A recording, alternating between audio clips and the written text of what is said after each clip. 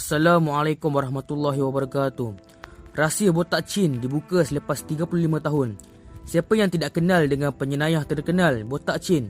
Botak Chin atau nama sebenarnya Wong Sui Chin menjadi sebutan pada era 70-an selepas terlibat dalam kes rompakan berskala besar di negara kita. Selain mempunyai sikap tegar dan zalim kerana dia tidak akan ragu-ragu membunuh kawannya sendiri kalau dia dapati mereka cuba belot dengannya. Memetik buku Kriminal The Untold Story, catatan seorang wartawan jenayah tulisan Syahril Al-Qadir menyingkap beberapa kisah mengenai botak Chin yang mungkin ramai mereka di luar sana yang tidak mengetahui kisah tersembunyi botak Chin. Menurut Syahril, dia mendapat maklumat yang mengenai botak Chin daripada pengawal polis yang paling dibenci botak Chin, iaitu Tuan Kuala Singgam, bahagian penyiasat jenayah. Botak Chin pernah mengarahkan konco-konconya menembak Tuan Kuala Singgam sehingga cedera parah. Aku pernah sehari untuk bersama dengan Kuala Singgam masa dia pencen polis untuk mendapat kisah mengenai botak Chin. Itu kata, pernah ketika botak Chin dimasukkan ke penjara Pudu dulu, dia pernah merancang untuk bom penjara berkenaan. Untuk tujuan itu, dia sedikit demi sedikit sediakan bahan letupan seperti paku dan kabat yang dibawa masuk ke penjara secara beransur-ansur oleh mereka yang melawatnya. Bahan-bahan letupan ini disimpan di alas tandas. Apabila warden dapat tahu, dia pukul dan tikam warden penjara itu setengah mati, tulis Syahril. Dalam pada itu, Saudara Timbalan Menteri Dalam Negeri pernah diarah berjumpa dengan botak Chin dekat penjara Pudu untuk menyelesaikan masalah keras kepala si botak Chin. Hendak tahu apa botak Chin buat? Dia offer pula Timbalan Menteri itu hasil duit rompakan yang dia simpan. Janji dia dibebaskan dari penjara.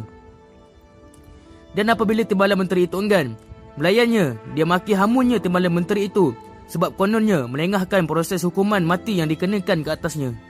Pasal apa simpan gua, kasih makan, buang duit kerajaan, gantung gua, bakar gua punya bodi dan buang semua habuk dalam parit. Apa tunggu lagi? Takutkah?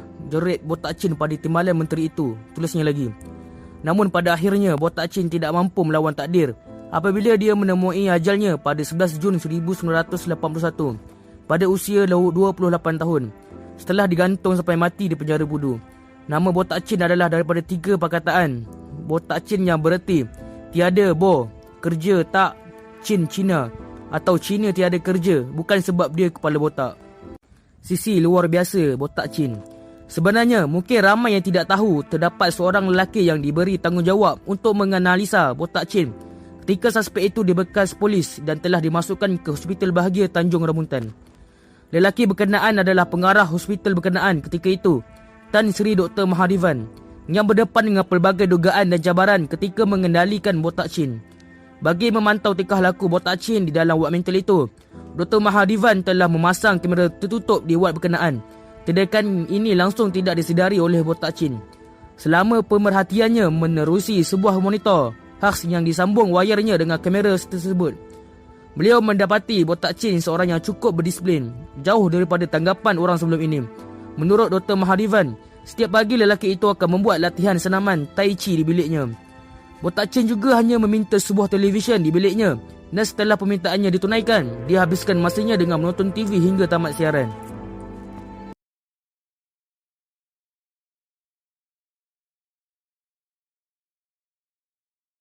Yang paling beliau tidak lupa, setiap kali TV mainkan lagu negaraku, ketika tamat siaran, setiap kali itu jugalah botak Chin akan bangun sendiri sebagai tanda hormat, tulisnya lagi.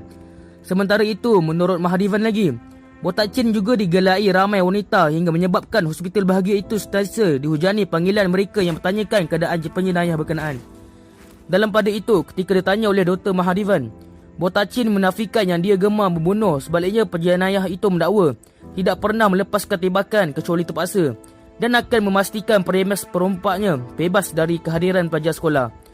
Malah botak Chin memberitahu ada ketikanya dia hanya merompak menggunakan pistol yang tidak berisi peluru bagi mengelakkan kecederaan atau kematian mana-mana pihak, tulisnya. Ujar Dr. Mahadevan lagi, botak Chin juga pernah merayu kepada mahkamah agar organ badannya seperti mata dan buah pinggangnya didermakan kepada mereka yang memerlukan selepas dia digantung di penjara. Namun ia ditolak oleh hakim kerana penjenayah itu tidak pernah mengisi borang untuk berbuat demikian. Menurut Dr. Mahadevan, selepas 90 hari dirawat di Hospital Bahagia, beliau terpaksa melepaskan botak Chin untuk ditahan di penjara kerana pihak polis menemui sebutil peluru di hospital berkenaan. Okey, itu sajalah video rahsia selepas 35 tahun pemergian Botak Chin. Kalau korang suka video ni, korang like, subscribe, okay? Terima kasih.